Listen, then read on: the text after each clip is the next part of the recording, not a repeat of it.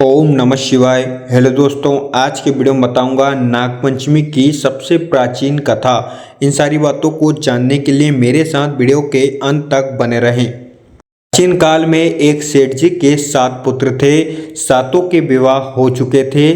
सबसे छोटे पुत्र की पत्नी श्रेष्ठ चरित्र की विदुषी और सुशील थी, परंतु उसके भाई नहीं था। एक दिन बड़ी बहू ने घर लिपने को पीली मिट्टी लाने के लिए सभी बहुओं को साथ चलने को कहा, तो सभी धलिया और खुरपी लेकर मिट्टी खोदने लगी। तभी वहाँ एक सर्प निकला, जिसे बड़ी बहू खुरपी से मारने लगी। ये देखकर छोटी बहू ने उसे रोकते हुए कहा, मत मारो इसे, ये बेचारा निरपराध है। ये सुनकर बड़ी बहू ने उसे नहीं मारा। तब सर्प एक ओर जा बैठा। तब छोटी बहू ने उससे कहा, हम अभी लौट कर आती हैं, तुम यहाँ से जाना मत। ये कहकर वे सबके साथ मिट्टी लेकर घर चली गई और वहाँ कामकाज में फंसकर सर्प से जो वादा किया था उसे भूल गई।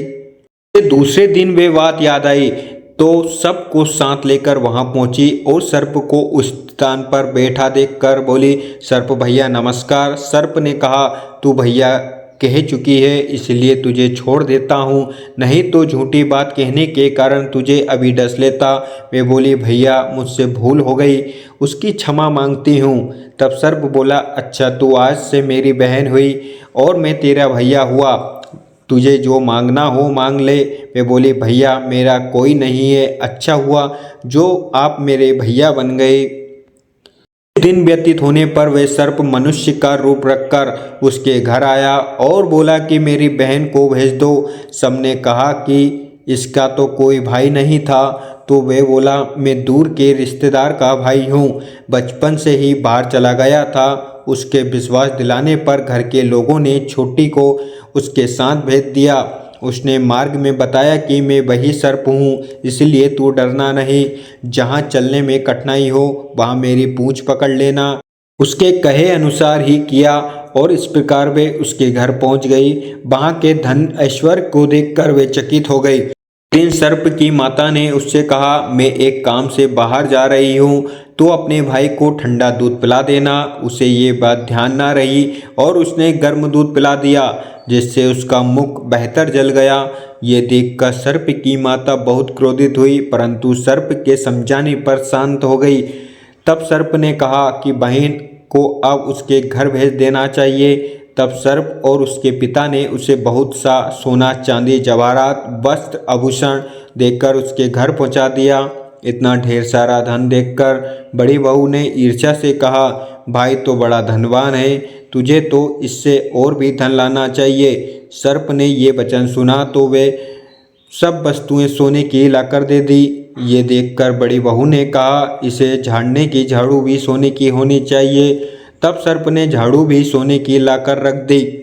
सर्प ने छोटी बहू को हीरा मणियों का एक अद्भुत हार दिया था। उसकी प्रशंसा देश की रानी ने भी सुनी। वह राजा से बोली कि सेठ की छोटी बहू का हार यहाँ आना चाहिए। राजा ने मंत्री को हुक्म दिया कि उससे वे हार लेकर शीघ्र उपस्थित हो। मंत्री ने सेठ जी से जाकर कहा कि महारानी जी छोटी बहू का हार पहनेंगी, वह उसे लेकर मुझे दे दो। सेठ जी ने डर के कारण छोटी बहू से हार मांग कर दे दिया। छोटी बहू को ये बात बहुत बुरी लगी। उसने अपने सर्प भाई को याद किया और आने पर प्रार्थना करते हुए, भैया रानी ने हार छीन लिया, तुम कुछ ऐसा करो कि जब वह हार उसके गले में रहे तब तक के लिए सर्प बन जाए, तब वह मुझे लौटा दे, तब हीरो और मणियों का हो जाए। ने ठीक वैसा ही किया। जैसे ही रानी ने हार पहना वैसे ही वे सर्प बन गया। ये देखकर रानी चीख पड़ी और रोने लगी। देखकर राजा ने सेठ के पास खबर भेजी कि छोटी बहू को तुरंत भेजो। सेठ जी डर गए कि राजा न जाने क्या करेगा। वे स्वयं छोटी बहू को साथ लेकर उपस्थित हुए। राजा ने छोटी बहू से पूछा, तुमने क्या जादू किया है, मैं तुझसे दंड देता हूँ। छोटी बहू बोली, राजन दुष्टता क्षमा कीजिए, ये हार ही ऐसा है कि मेरे गले में हीरो और मणियों का रहता है और दूसरे के गले में सर्प बन जाता है। ये सुनकर राजा ने बे सर्प वाला हार उसे देकर कहा, अभी पहनकर दिखाओ। छोटी बहू ने जैसे ही उसे पहना वैसे ही हीरो और मणियों का हो गया। ये देखकर राजा को उसकी बात पर विश्वास हो गया। उसने प्रसन्न होकर उसे बहुत सी मुद्राएं भी पुरस्कार में दी। छोटी वह अपने हार और इन सहित घर लौट गई। उसके धन को देखकर बड़ी बहू ने ईर्ष्या के कारण उसके पति को सिखाया कि छोटी बहू के पास कहीं से धन आया है। यह सुनकर उसके पति ने अपनी पत्नी को बुलाकर कहा, ठीक बात है, बता दी, धन तुझको कौन देता है। तब वह सर्प को याद करने लगी। तब उसी समय सर्प ने प्रकट होकर कहा, यदि मेरी धर्म बहन के आचरण पर संदेह प्रकट करेगा तो मैं उसे खा लूँगा। ये सुनकर छोटी बहू का पति बहुत प्रसन्न हुआ और उसने सर्प देवता का बड़ा सत्कार किया। इसी दिन से नागपंचमी का त्यौहार मनाया जाता है और स्त्रियां सर्प को भाई मानकर उनकी पूजा करती है। इति रेवा ये कथा समाप्त होती है। तो आप भी नागपंचमी के दिन नाग देवता को अवश्य दूध पिलाएं, जिससे नाग देवता की कृपा आप पर बने रहे। अगर आपको वीडियो अच्छी लगी हो तो like share comments and subscribe करना ना भूलें। Thank you so much all of you.